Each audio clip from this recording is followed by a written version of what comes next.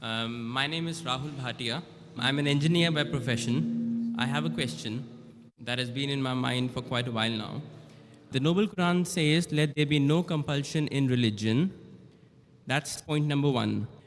And point number two is that the punishment for a Muslim who wants to come out of Islam, God forbid, is death punishment.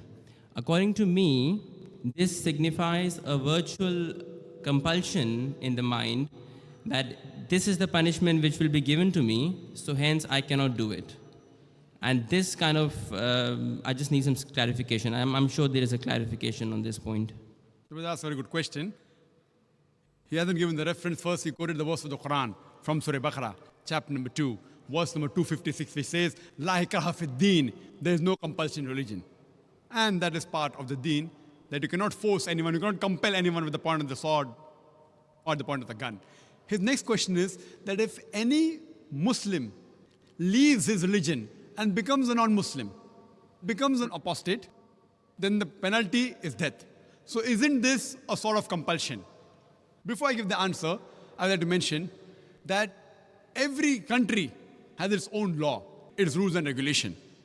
And most of the countries, one of the highest punishments is for treason.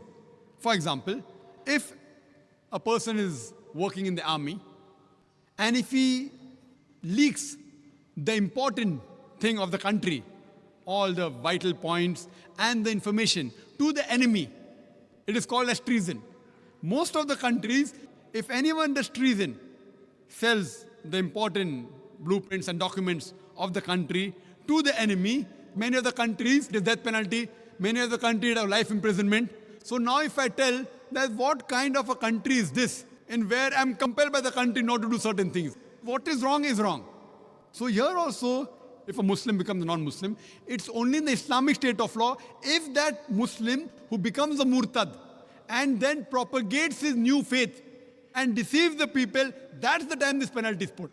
For example, if in a school, if I appoint a teacher, mathematics teacher, she is teaching 2 plus 2 is equal to 4, then tomorrow she teaches 2 plus 2 is equal to 5. So, but naturally I won't keep her in my school. The same way, the punishment for such a murtad in an Islamic state, it is death. This will not be called as compulsion. It will be a person who has strayed away from the truth to the falsehood. But as far as making anyone accept Islam, no Muslim can force any non-Muslim to accept Islam at the point of the sword or at the point of the gun. What we have to do is we have to convey the message. If you like it, you accept it. If you don't like it, no problem.